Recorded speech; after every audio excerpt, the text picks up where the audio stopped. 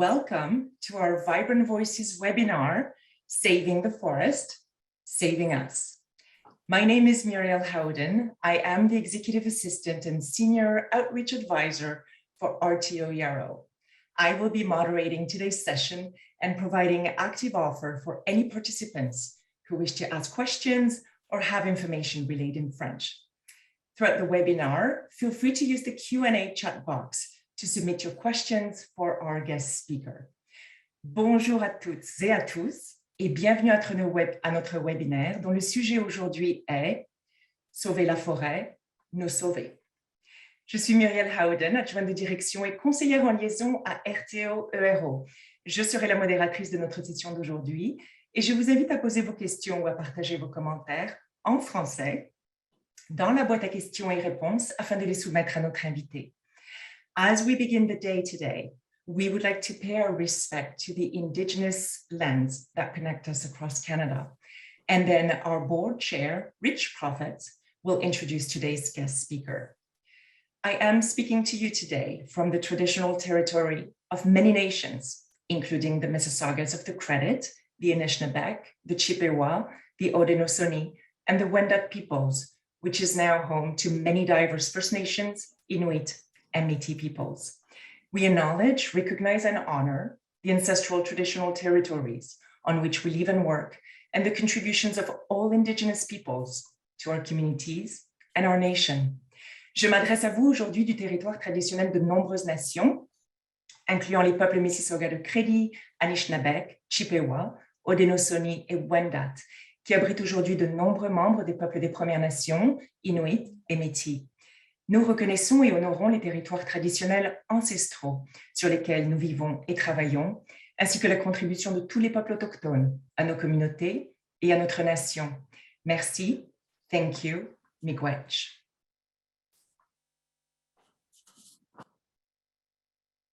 And Rich? Hello, thank you, Muriel. Hello, my name is Rich Prophet.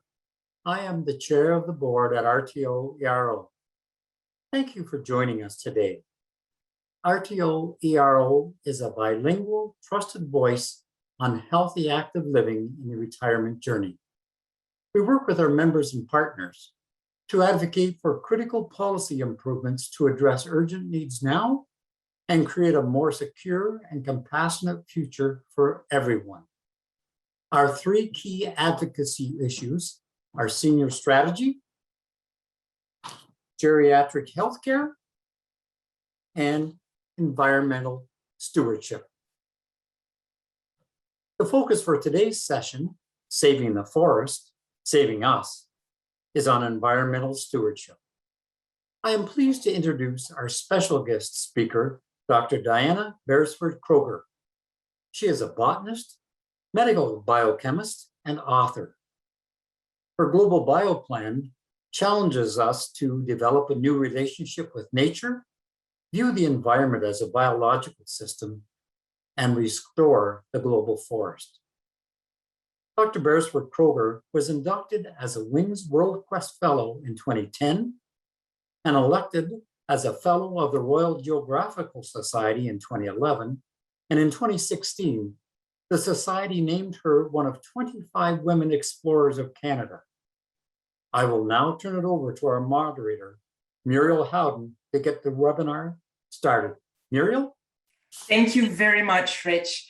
It's just we would like to remind you to submit your questions in English or French to Dr. Beresford-Kroeger using the Q&A box.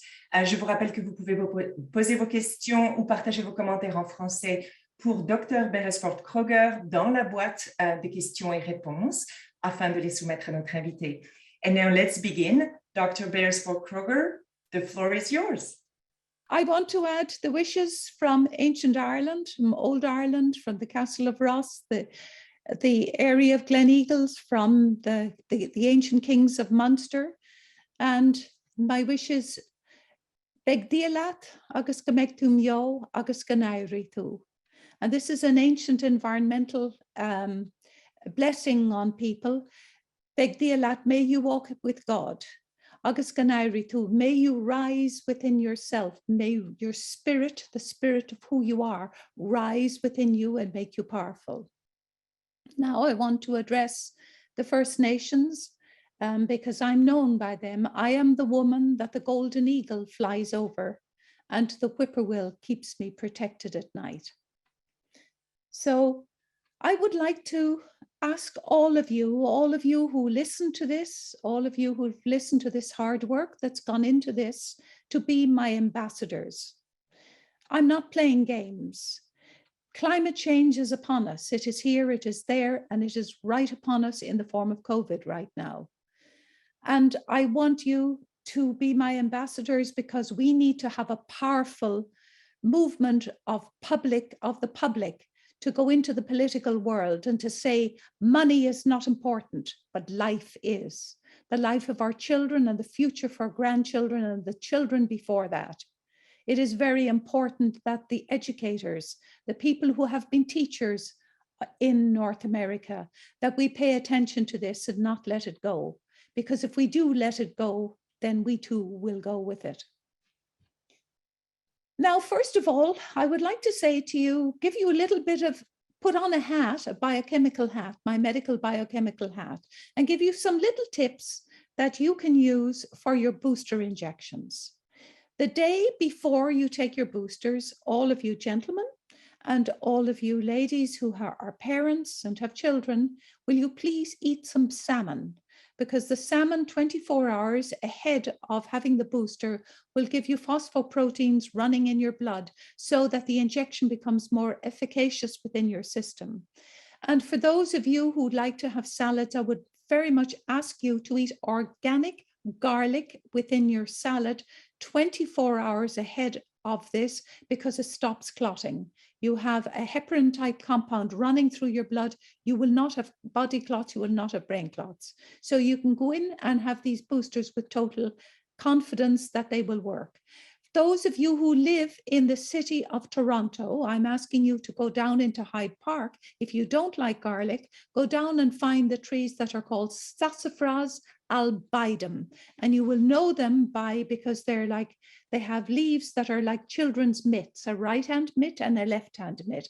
It's very easy to find these trees. They're very tall trees. They're the last of the ancient forests of the Aboriginal world, the savanna forests that have been left behind. Go and find those trees. Take some of the leaves, crush the leaves and smell the leaves. It gives you a heparin compound into your body, aerosols into your body, and you'll be okay. So you're all perfect now. You will be perfect once you've had that booster, and we need that. And why we need that is there increased carbon dioxide in the atmosphere. The carbon is going into the exoskeletons of viruses, bacteria, and pathogenic infections, essentially across the globe. And this is one byproduct of climate change, is what we're feeling right now globally. There will be more, but let's handle them as they come along. I want to start talking about the forest with a little story. The great man called Albert Einstein was very interested in light, and he spent the rest of his days in Princeton University, and that gentleman liked to smoke a pipe. So he'd go out into the forest, well, there are lots and lots of trees around Princeton, smoke his pipe and look up into the forest. He didn't know at the time, he, the great man, the answers were staring at him in the face. He was interested in the light is described in physics as vector. The traveling of light from the sun to the earth is a straight line vector. But he discovered the fact that it also travels in a sine wave. That's the same kind of wave that you find in the ocean. That's technically called a sine wave. So light comes in a straight line, it comes in a sine wave. And he'd smoke his pipe, puff around the trees and say, well, you know, I can't figure out why there is sine wave in light. Well, we know now. We know that the great forests of the planet have leaves. The great forests of the planet are solar receptors. We know that now. And that sine wave lands on the leaf and does a number of bounces on the leaf, on the cuticular layer of the leaf. And that bouncing of shortwave energy provides the food that you eat today, the wood that goes into the trees, the very life substance of the planet. He didn't know that, but we know it now. And to our great ignorance, what we're doing is we're going out there with our saws and our chainsaws and all the vast machinery we have, and the forests are coming down. Track the money and you track the forests coming down.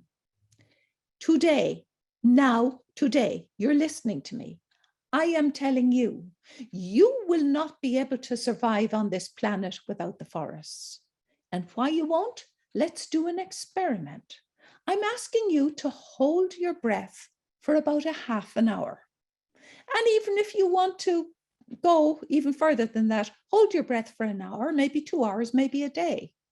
You won't last because your lungs need oxygen. So sit down, you educators, and think about it. Where is the oxygen coming from in the atmosphere?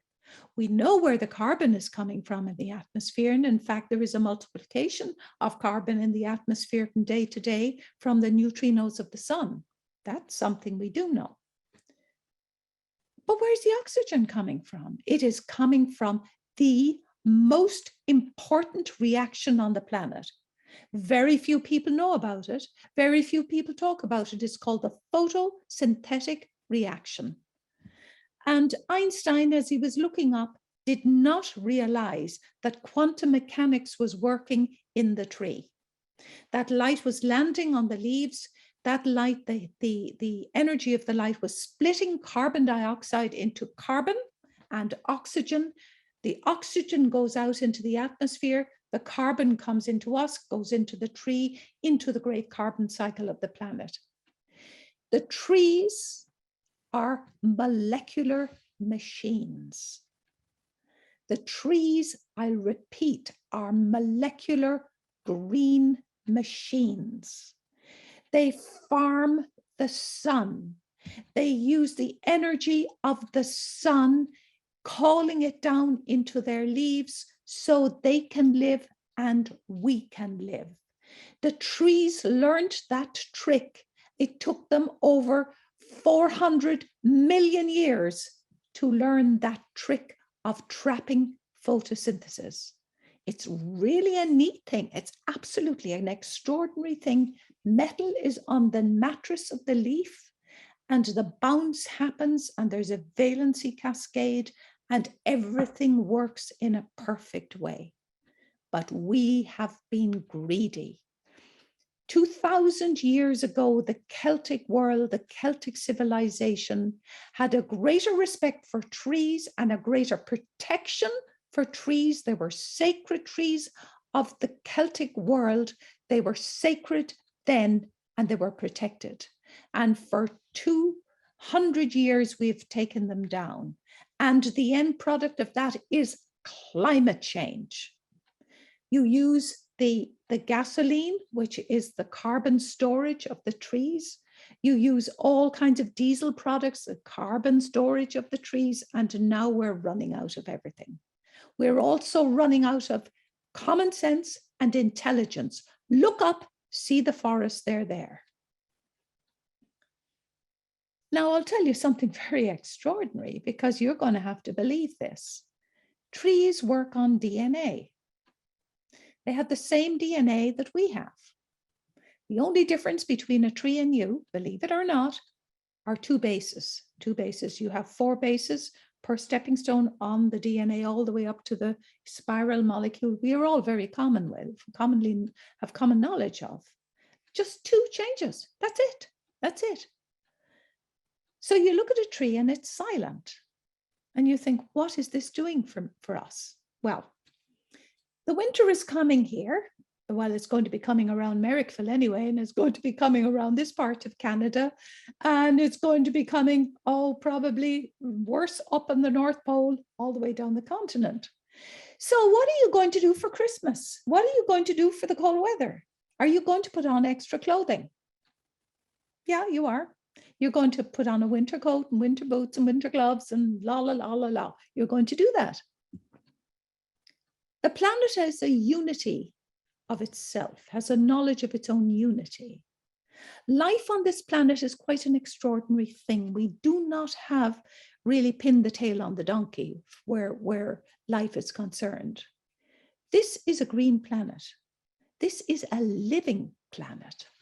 And for all of the space exploration that my father-in-law did and that NASA did, and that I'm tied into all of that, Elon Musk, yeah, that boy is going off, going into space. At least he thinks he's going to go into Mars and so on and so forth.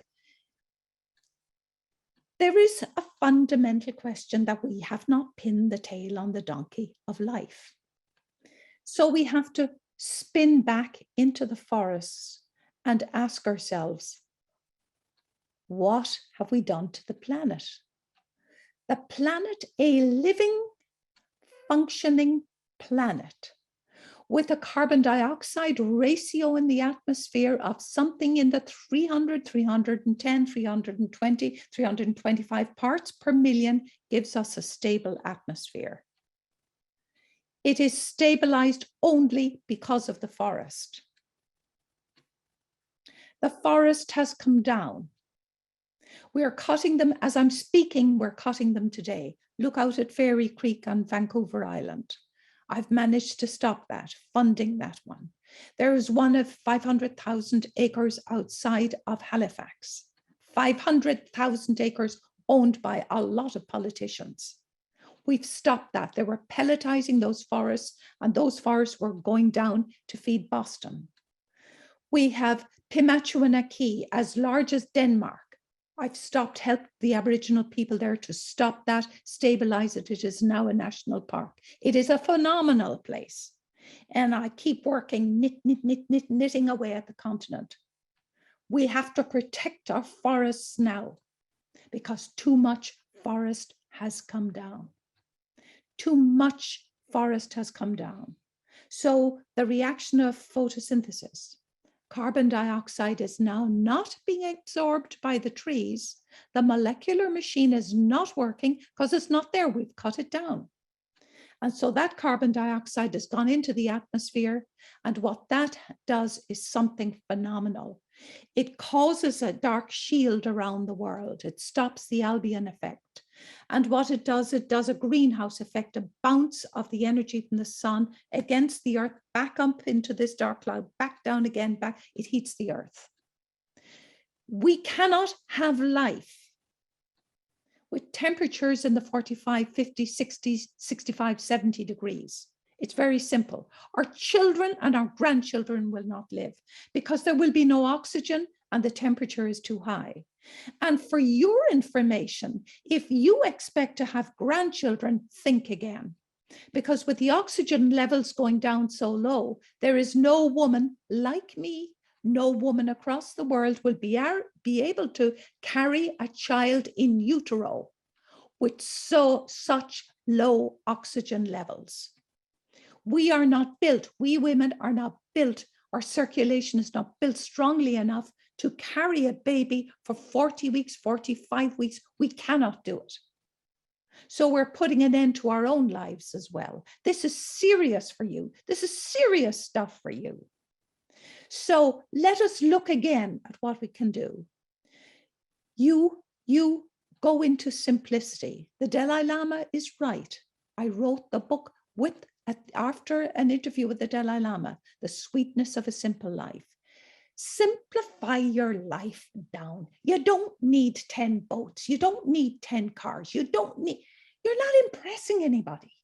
Just go simple and go into your imagination. Let us have a better time.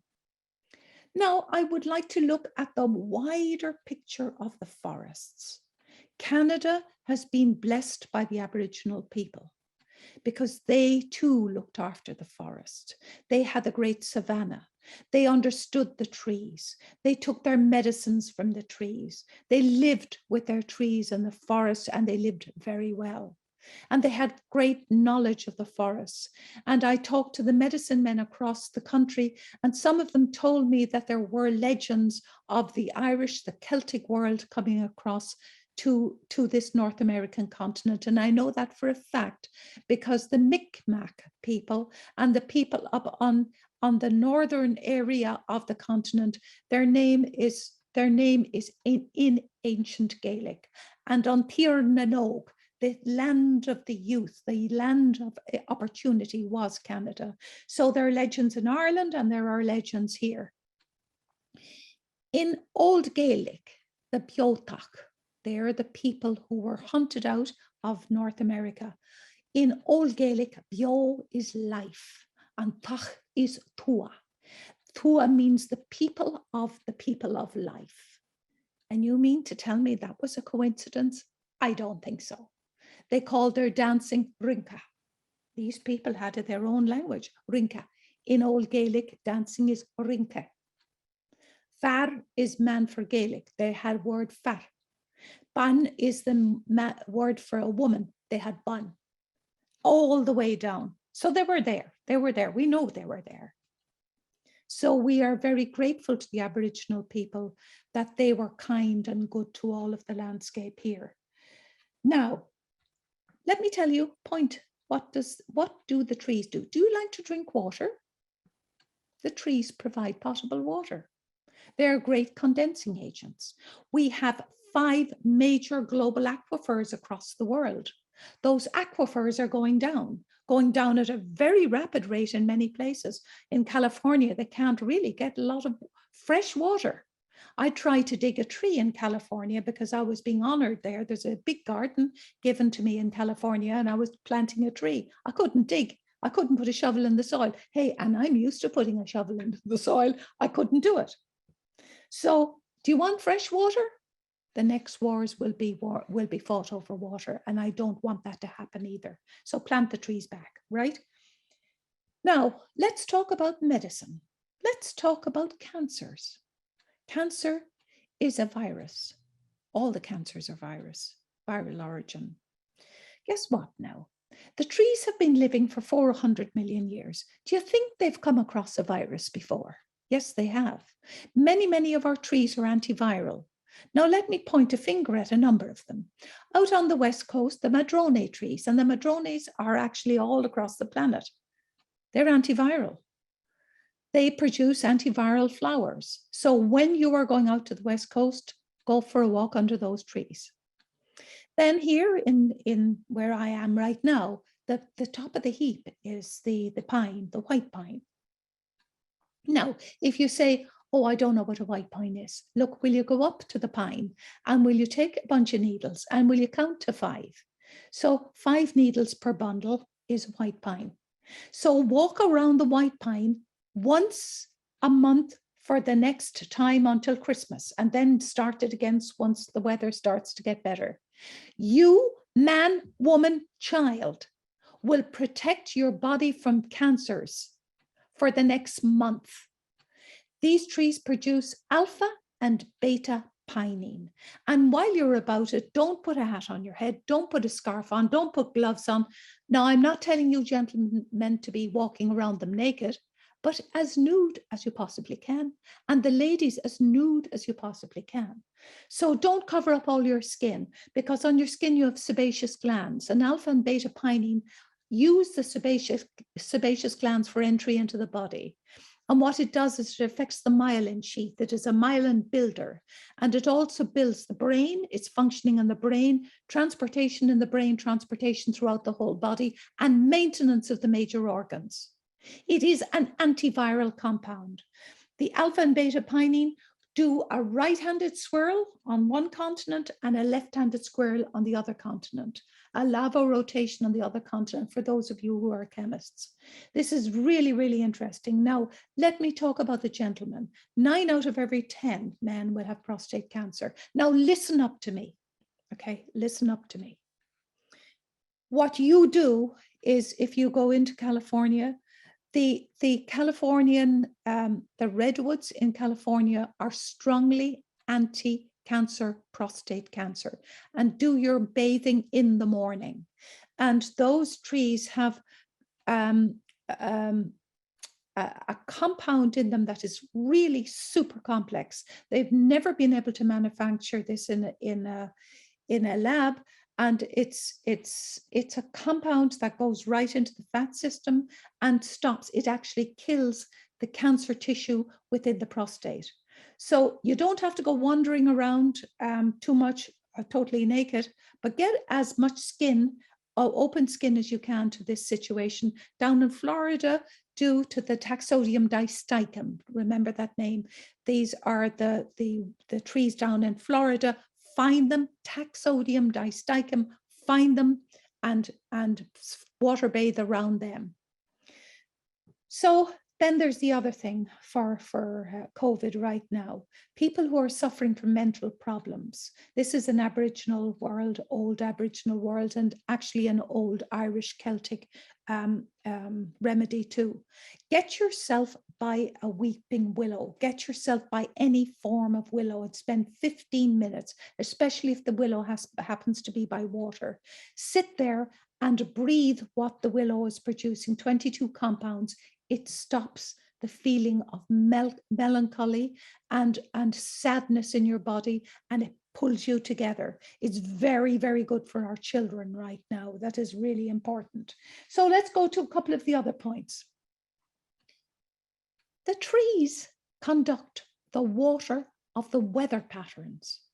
All the weather patterns are changing. It is because the angstrom material produced from the trees, like pollen, which would be about 30 angstroms or so on and so forth, 10, 15, 20, 30, and they are elevated into the atmosphere. And these compounds, these aerosols, I have to have my whiskey right now here. These aerosols look for hydration. That's your weather pattern. So the weather patterns have changed because the trees have changed. All of the ancient cultures have died out because of lack of water. Oh, for heaven's sake, listen up and plant the forests and protect them again. Then let me talk about your medicine. Most of your medicine, that 64% of your medicine, comes from trees. The first big breakthrough in cancer was taxane compounds. That came from the yew. The yew was considered to be an ancient sacred tree in ancient Ireland. This is nothing new, but they're all coming down. What are you thinking about? I mean, you've got to repair this knowledge. And now today, as we're in this beautiful place here in North America, the leaves are falling down.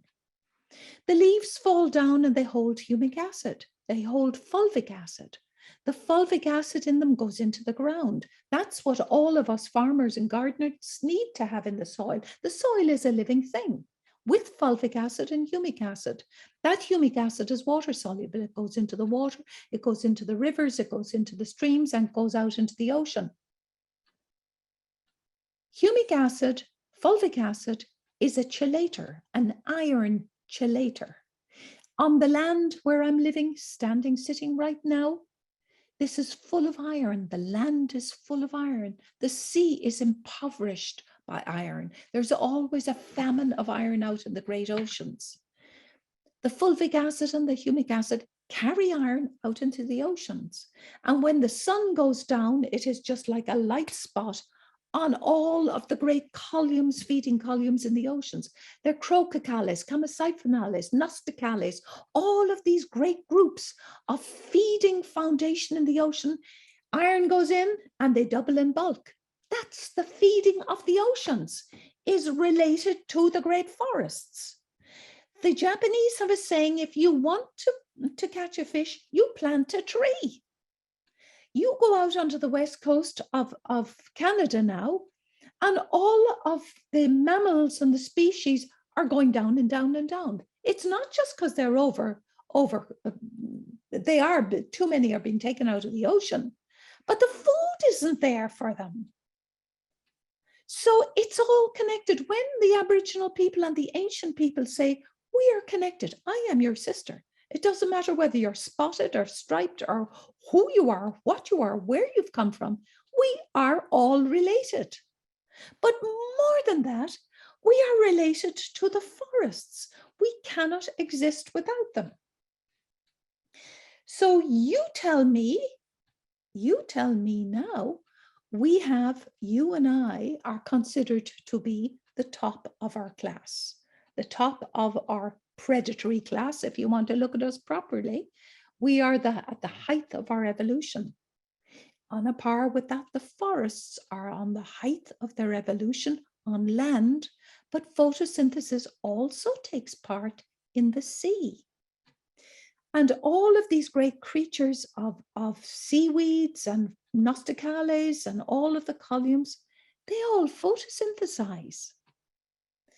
And what we are doing now is we're spreading great fields across this country, and we're pumping that water with pesticides, fungicides, and artificial fertilizers out into the ocean, and we are creating graveyards in the ocean. So last year, there were fish kills. All of the otters were killed. All of the mammals were killed, and they came up to the south shore of England. They've come up into the Bay of Fundy. Do you ever think what we're doing? So now I've written the books. David Suzuki and I have been friends for a long, long time. David, my darling, I call him David, my darling Suzuki, said he'd go into the television world. And I said to David, I'd go the long way like the tortoise. I would write the books, boing, boing, boing, boing, boing. I am writing the books. I have written the books, and I've had to bash my brains to write those books. But you now can go into a library. Read my books, please. And if you don't like them, just hold your nose and read them. And please take my books, take my new one, and please read that. See how difficult it has been for me to do that. I have refused a professorship in medicine to do what I'm doing right now. And I don't have any extra money coming in, because I think this is more important than my life. I think this is important for you to know now. I was told as a child that I was to carry the message of the ancient world of Ireland into the time of now, into the time of when this trouble starts. And I have been faithful to that sacred trust with my books and what I have done, and with my film Call of the Forest, which you can get on DVD. Look up Call of the Forest, you can get that. It is now going viral in all kinds of places around the world. So gather together. The Arabs called a sabiya. Let us gather together with our love for one another and our connections for one another, and forget hatreds and forget dislikes and forget all of those things, but shoulder to shoulder. I will hold your hand across the world, and we will do this. And I love the idea that we'll surprise the politicians. So be my ambassador. And thank you so much for listening to me today. I will be honored to answer your questions if I can at all. And I suppose you don't want the answers in Gaelic. That would be a bit too much, wouldn't it? So thank you very much. Thank you. Dr. Diana Beresford-Kroeger, thank you for talking to us on those very, very important topics and so relevant today. Thank you for sharing all this information. So maybe we will pass on the Gaelic for today, and we'll keep it in English, and in French. Yes. But thank you for the offer. Thank you for this wonderful talk. So I see that we've already received questions, and I can tell you also that there were comments on people being just delighted of being able to hear you today. I just want to confirm with you, Dr. Diana Beresford-Kroeger, your last book was called Call of the Forest. Is it correct? Call of the Forest. Oh, it's upside down. The Forgotten Wisdom of Trees. To speak for the trees, my life's journey from ancient Celtic wisdom to a healing vision of the forest. Thank you. Thank you for confirming that with us. That's wonderful. So we're going to start with the Q&A for sure, because we have many questions for you. Juste un petit rappel en français que vous pouvez poser vos questions en français dans la boîte à questions et réponses. Alors n'hésitez pas, on sera content de les lire en français également.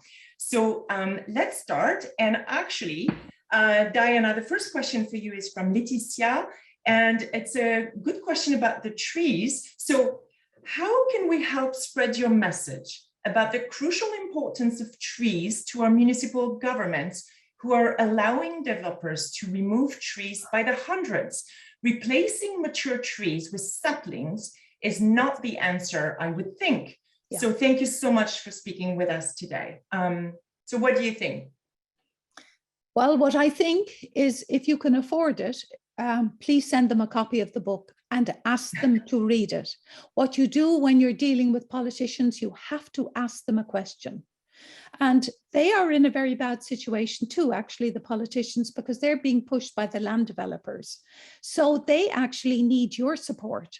And the very best thing to do is, you're all educators. A sneaky thing to do is have the children write the letters. One letter is equivalent to 30 emails. And if you're bombarding a politician, writing a letter is a very serious thing for a politician. And if I think it is 5% or 3% is a small percentile, if the letter's coming in, that is enough to change them out of their position, for they can lose their position in politics, and they do listen up. And children, use publicity, get it out there. You know, our little warrior, our little Scandinavian warrior, Greta Thunberg. I mean, she does it. Follow her. Follow what she's doing. And I'm doing some stuff with Jane Fonda too. I was supposed to be doing a website this weekend, but follow us. We're just pounding along. But Greta, she is a little sparkler, that woman. So do what she's doing and send the letters on. Keep doing it. You mightn't get an answer, but keep doing it. You know, the answer I've got from Trudeau, you know, Justin, and I know his mama, is thank you for your interest. It's like somebody hanging on a crucifix and saying, we're sorry that you kind of have a bit of pain here. Like, so you got to keep doing it. You got to keep doing it and have a cup of tea, put your feet up and do it again. That's my answer. This is a great answer. And just a reminder for all those great questions going to Diana, to Dr. Diana Beresford-Kroeger, please use the Q&A box, as we're not rechecking the chat box. So make sure you use the Q&A. Okay, so this is great. Thank you so much, Diana. So the next question came to us in French. So I'll read it in French first, and of course, we'll read it in English. So here's the question. Beaucoup de gens pensent que nous ne devrions pas nous inquiéter du changement climatique et de la durabilité, que la science trouvera des solutions. Quels sont vos commentaires à ce sujet? So many people think that we shouldn't worry about climate change and sustainability, and that science will just find the solutions. What are your comments? What's your, your response to this? Now, right now, science is working fairly hard, but Canada, to the great disgrace of Canada, we have not found a solution to COVID-19. We did have the labs. They were called the Connacht labs. I knew the people who are running the Connacht labs, and they were closed. We are a sovereign nation. We should have our own laboratories. We have brilliant young kids, brilliant young people in molecular biology, and they've had to go down to Houston because I know some of them. Now, Trudeau, Justin Boy, you get money into science for Canada because we're a unique nation. We are a northern nation. We need different things. We have a food security of only 11 days. We run out of a problem. Our farmers run out of a problem. We have 11 days worth of food, starting with just food. Oh, I can go on and on about that. Now, I would love to talk to some of these people about science, because we need to put pockets of money. Young people who are in most of the universities, they come up with a discovery, and I was one of those people. My discovery is artificial blood, and I never got a penny from that. So artificial blood is now used in all the transplants, and it's used in cancer research. Thanks be to God, people's lives are being saved by this. But we need money going into science, and we need money going into the arts, because the art is the breathing facility for science. It is imagination, and we need it. In Quebec is a heck of a lot better than Ontario and other countries. We need that now. Right. Yes. Thank you. And we have an interesting question from Jane, actually, that came on regarding your talk on mental health issues. Mm-hmm. So here's Jane's question. Will the common willow trees in Saskatchewan have the same effect as the weeping willows on mental health issues? Yes. Very simple. Can I, Jane, can I talk to you? This is a birth announcement here. This is a nut tree. This is an anti-famine nut tree. It is Carya lacanosia, and this is a lime. So it's a little bit smaller than a lime. It's about the same weight. It is the first time in 250 years that this tree has been growing in Canada, but thanks be to God, I've managed to propagate it. I've only known this for the last few days, and I'm still getting over myself about it. Will you please, Jane, make note, will you please eat 4 or 5 black walnuts and a nut like this per day during the winter months? What you will get into your body is oleic, linoleic, and linolenic acid. They're the 3 essential fatty acids that are not in food. So you go to into the nut section of where you're shopping and eat some nuts. You don't have to get fat, just a few nuts. It's body building, brain building, and major organ building.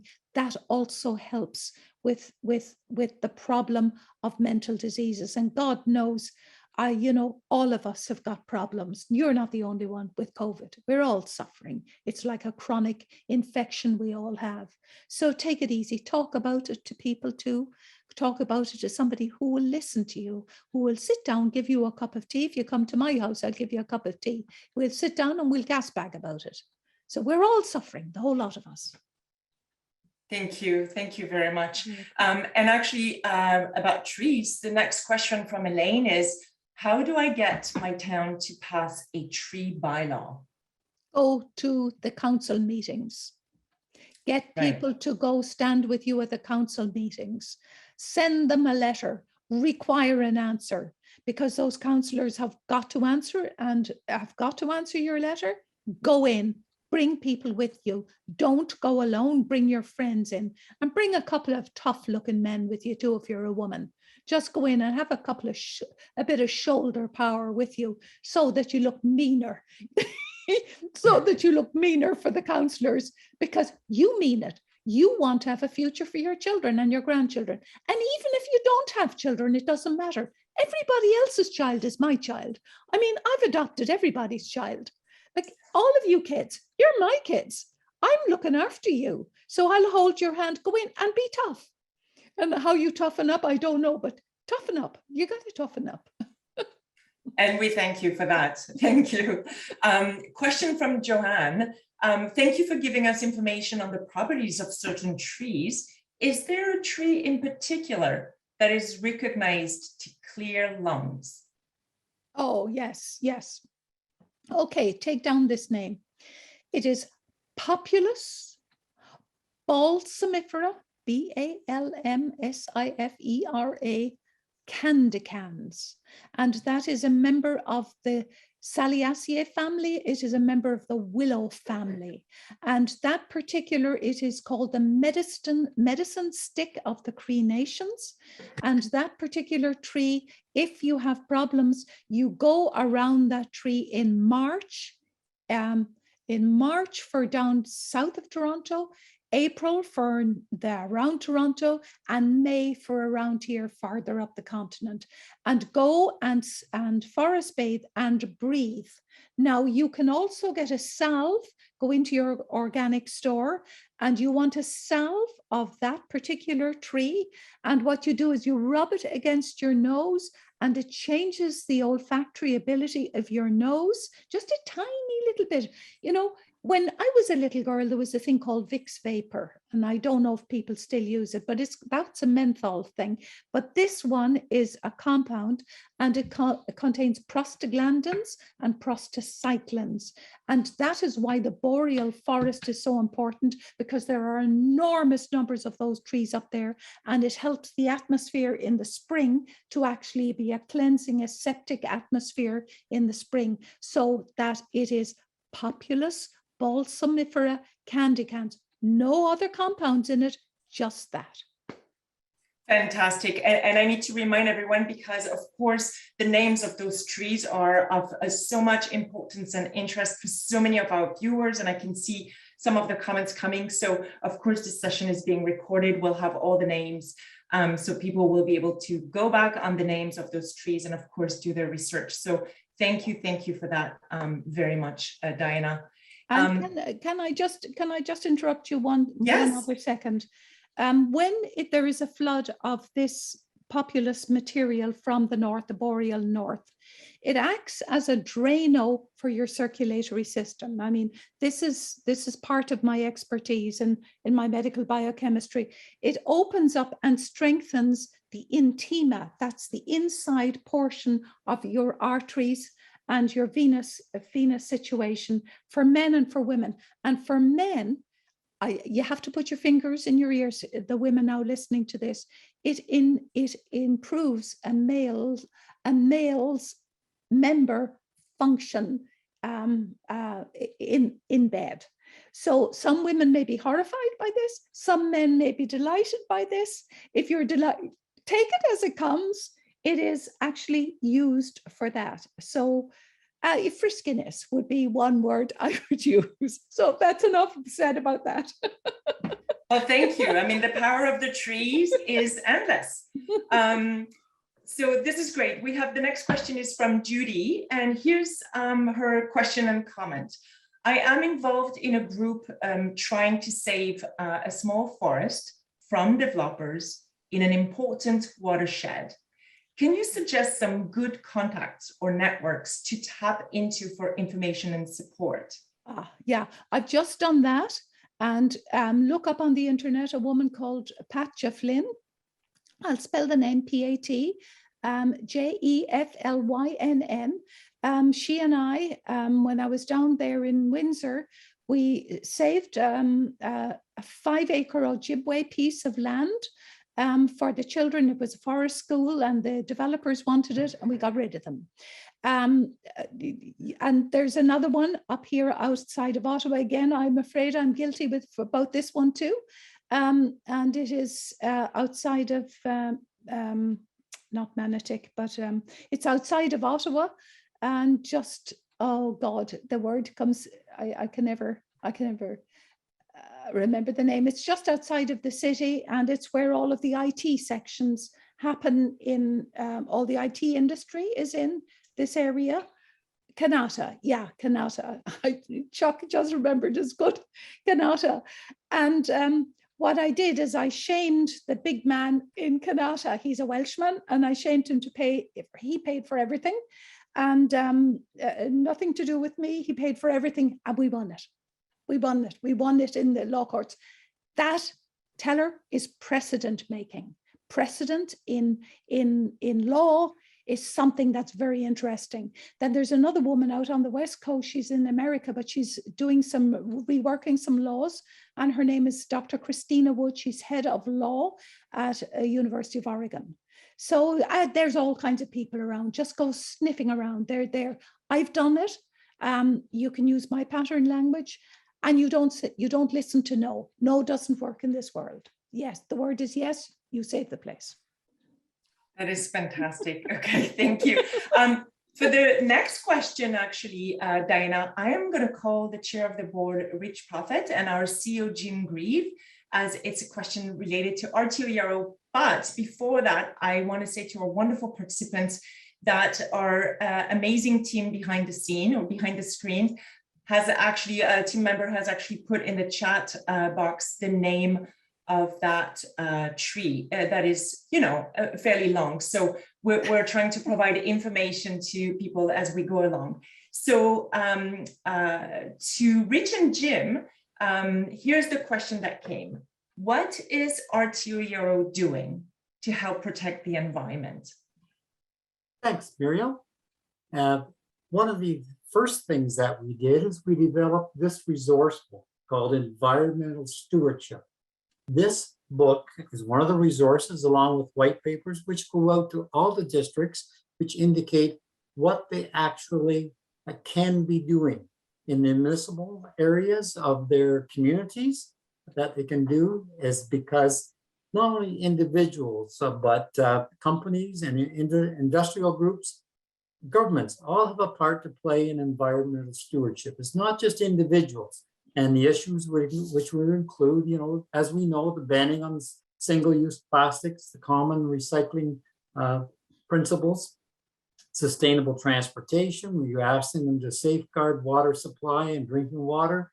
Also, at the provincial level, here in Ontario, we definitely have approached MPPs to oppose the Conservation Authority Act, which was Bill 229, which basically states that the municipal appointed members of the Conservation Authority have to act in the best interests of the municipality. It's not in the best interest of the Conservation Authority. So it's the money maker for the municipalities. That's one group that we've opposed at this level. Another group that we've approached very strongly is the Ontario Teachers Pension Plan, and where they have come up with a guideline, responsible investment guidelines, over a 10-year period, a 15-year period, as to how they're going to cut back their investments, what they intend to address. And right at the forefront is ESG for them, the environment being number one. That's what some of the things that we've done at rtoero. Jim? Thanks. Thank you very much, Rich. Very thorough and comprehensive action on the environment, and it's a big deal, which is one of the reasons we've invited our guests to be a significant part of getting this word out. I would say that I sort of lean on, we've been arguing for the environment on behalf of the environment for my entire career. I remember the theme when I was taking kids to students with me to the conservation authorities and spending overnights in the forests camping. It was think globally, but act locally. And what I'm hearing from our speaker today isn't so much get out and walk around your white pine if you happen to have one. I've got one and I'll go do that later. But it is, what are the actions you can actively take as an rtoero member, a member of the community, on your own yard, in your own property, in your own community, that will make that difference? It's the cumulative difference that that Diana is arguing for today, and that's what we argue for. So one of the things that just bothers me no end, and there's many of them relative to the environment, is for decades we have had boil water orders on many of the Aboriginal reserves, which is unconscionable. When you know that our military can fly a DART system anywhere in the world within 24 hours and have potable water ready to go, why are we allowing this to go on? And I'm back with you, Diana, that there's a lot of words coming out of places like Queen's Park or BC or the federal government, but it's a lot of hot air when it comes to that elixir of life, that water. So we're pushing those issues. Can I suggest one thing for this? Because that's very important to me, clean water for the Aboriginal people. Procter & Gamble is full of engineers, okay? They like to give some help into the community. My great idea is to get Procter & Gamble to offer their engineers, let's say from Belleville, all their engineers, send the boys up to the areas where the wells need to be drilled, get the wells in, and then teach the Aboriginal people how to look after it. You do that for next to being free. So it is something Procter & Gamble could do to say thank you for the community for buying my product. That's a cheap way to do it. Anyway, sorry for interrupting you. Well, I'm back with you though. I'm saying the money is not the issue. It's the will, and it's the will and the action that are missing. I know our members are, you can see by the questions you're getting, our members are 100% ready to act, and a lot of them have been acting for 40 years, their whole career. The question is, can we mobilize more people to act, more politicians to act? Shame them. Thank you. Thank you so much. Thank you, Rich, and thank you, Jim, for being with us on that one. Thank you, Diana. So the next question actually then will be very much of interest to you, I know, Diana. A question from Jerry. And the question is, Beyond your deep understanding of the science of forests, you seem to have a profound connection to the spiritual aspects of the forest, which many people have lost. Where do we begin to reestablish our spiritual connection to and reverence for trees? Well, first of all, I can say, I can honestly ask you to do something. The first language of Europe was called the Ogham script. And it is, I'm pushing this, I because I've written the blinking thing, so you may as well read it. It is the Ogham script, and it is based on trees. The back of the book is based on trees. There was a greater protection for forests, but it was a spiritual protection. And in India, it's the same thing. And in Northern Korea, believe it or not, it's the same thing. The man wants up. The same thing with the Shinto people in Japan. The same thing in many parts of China. It is just because we have been in pursuit of the holy dollar. I call it the Church of the Holy Dollar. And we have ignored nature. We have done it to our peril. And I think you go into, let me talk to this one. You go into a forest. You walk into a forest and you open your heart to a forest. You just walk in, that's all, you just walk in and you breathe the air. You're breathing pinenes. In any case, you're breathing alpha, beta. Pinenes is one aspect, all the salicylic compounds, the 22 salicylins in you're breathing all kinds of compounds in there. You're opening up your system to that. You will never, ever be the same again. It is fine-tuning your IQ. It is fine-tuning the IQ of a child to go into a forest. That is the cathedral of nature. It is the greatest wisdom of nature you have there. It is not a forest. It is actually a library of cipher, which is similar in DNA to yours. And you come out and you remember that, and you try to remember that and respect all of the things around you. And in respecting things, if you respect what is in there, then you respect yourself. If you respect yourself, you have been in silence. In Gaelic word, it's called oncunas. Silence is a holiday for the mind. It is a holiday to expand the imagination, and you come out with an expanded imagination. And let me go back to Einstein. Einstein said in all of science, the greatest gift that any scientist has is the ability to have imagination. And all great scientists, and including all those Nobel people, because it won't be me, because I'm not attached to a university now, they're Nobel people are pretty well all good artists. They're good on musical instruments. They're good in all kinds of art. It expands. We need to imagine what black matter is. We need to imagine what black holes are. We need to imagine those things because we don't know them. So, yeah, I better shut up now. So thank you for that question.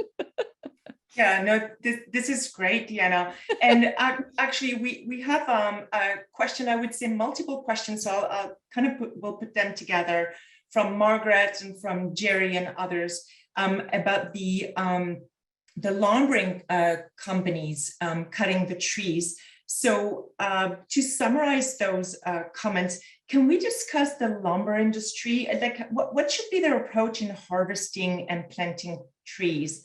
Because there's always the discussion about mature trees versus small trees. Yeah, I'd like to address that, and I'd need a very long time to address that one. What we have put in all around the world, we're talking not just Canada, all over the world, plantation forests.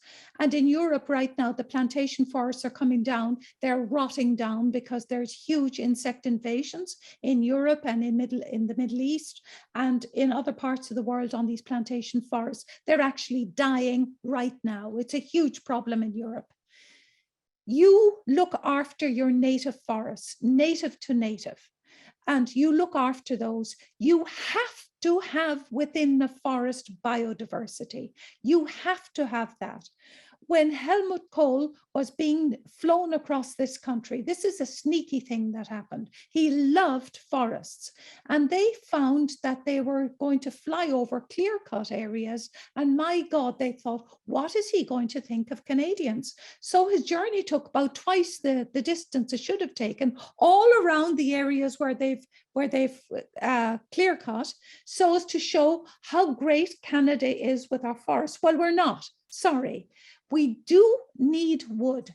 We do need forests. Absolutely, we do. We do need them, but we can't plant them as plantation forests. We take the trees out sustainably, without pesticides, without fungicides, take them out sustainably, because the forestry logger people need to have sustainability for their own careers and for their own lives. It's like going into the ocean and taking all the fish out and wondering, why don't I have a fish on my plate today? It's because you need to use your brains, not the greed factor, not the Church of the Holy Dollar. They need to exist too. The logging companies need to exist, but use your brains. You know that you need hardwoods, softwoods, greenwoods. You need all of those. And the whole aspect of a forest has never actually been described. The Great Forest up in Pimachuanaki is the only forest standing, and one in Prince Edward Island, a small one, that I know where the pattern language of the forest has been written down. We do not have that even research done. So, you can't blame the foresters. They want the wood. We ourselves are living with wood. Use your brain and recycle. Yes, absolutely. Thank you. So we are, the time is going by way too fast, but of course on this very important topic. So we're down to our last few questions. So the next one is actually, Dr. Beresford-Kroeger, what do you think about medicines made synthetically? Are they as effective as natural sources? Oh yeah, we've got fabulous organic chemists. Actually, in my opinion, the best organic chemists in the world are in Japan. They're brilliant people in Japan, believe it or not. And the Czech and then the Italians are fantastic too. We have very good organic chemists here. And some of them, like the taxodione compounds, are functional in a four-dimensional structure. So your key points is in 4 dimensions, and that's very difficult to imagine. So some of those compounds have got to be extracted from trees, and they are being extracted actually from trees, and then they're used in the lab. There's a compound in that grows on oak trees only, and it's a mistletoe, Viscum album. Viscum album I have used myself in surgery, in open heart surgery. It actually widens the left descending coronary artery, widens it out so you have a better flood of blood going in, hemodynamics, blood flow into the heart. So there are all kinds of. We need the biodiversity of forests. We need the biodiversity, first of all, to handle all of the different cancers. And some of the answers within forests take 100 years to develop because they develop through endogenous fungi. These are fungi that live in the center of the tree next to the xylem and the phloem, and they're the things that have warfare with the tree, but they're the ones who produce compounds that still many, many organic chemists cannot manufacture. So we need it all. We need everything at our disposal for handling medicines, especially at this time of climate change, because all of us, you, me, all of us have a weaker immune system, have a weaker T-cell ratio because of the quality of food we're eating. We're eating crap. We're not eating organic food. We're not eating clean food. And even the air is not clean. The particulate pollution in this past year has increased 100%. that means all of the flowers of the trees have been covered with a pollution which has hitchhiking material on it. So our immune systems are infected and we are more open to cancers. So we need that biodiversity. We need science, and we need competent, good scientists sitting at the table working their bums off. That's what we need. That is what we need. And actually that leads perfectly to the next question. It's actually two questions from Karen and Rita, which I will kind of put together. But is there to your knowledge, a non-profit organization in Canada leading the way in terms of planting or protecting trees, or maybe even a collective project here in Ontario or in another province that would protect, a healthy forest? Right now, look at Fairy Grove, Fairy Creek out on Vancouver Island. A whole pile of our young kids are out there protecting those ancient forests. In my name, monies have been funneled from an anonymous donor for the law aspect of that. The kids, there's 1,000 kids, there's a pile of kids out there trying to protect. It's the last ancient forest left in the world with answers to HIV. And the lumber companies want to take them down for toilet paper. Just think about that. So first off, that's what I'm busy doing right now. When they need press releases, I write the press releases, and there's only me. How about kind of cloning me? I need a couple of more clones. And actually I have a clone. I do need to thank Chuck, who and the house I'm in right now, because I live in a forest, and so the village here is, I'm a child of the village now, an older child, let's put it that way, of the village, and lots of people are helping me. And thank you, Chuck. Thank you, the people here in the village, for standing at my back. That's what we need. That is exactly what we need. Actually, we're okay for many Dianas. I'm just telling you that right now. We're okay to clone you. Okay, so the last question that we have is actually on our two favorite topics, children and forest. So here's the question from Joan for your last question, Diana. Are forestry schools currently teaching the principles that you are espousing? Oh yeah, they're trying to. Yeah, they're trying to. Actually, when I was down on the East Coast, some little kids, they're all 5-year-olds, and they were going to a forest school. They were in a forest school. They invited me into their forest school for lunch. Oh my God, bless us and save us. So the kids themselves made bannocks for me, and they were a bunch of little ruffians. They were wonderful. They were wonderful. They made the bannocks themselves, entirely themselves, and they served the bannocks to me. And yeah, they knew what they were doing. And what their teacher told me is not one of them had been sick all winter. God, they were just absolutely fantastic. And I was really impressed by their intelligence. They were smart kids, and they were prepared. They had the gutso, to go out and to do all the things they wanted to do. So yeah. And the forest, there's a forest school that, God bless us, that's just been put up here in Ottawa, and they came to me for stuff. So yeah, it's a go-go situation for the kids. Now, let me say one more thing. For the film that I made, Call of the Forest, it's in DVD and it's in Blu-ray, and I don't have the ownership of that. The ownership of that is held out in Winnipeg.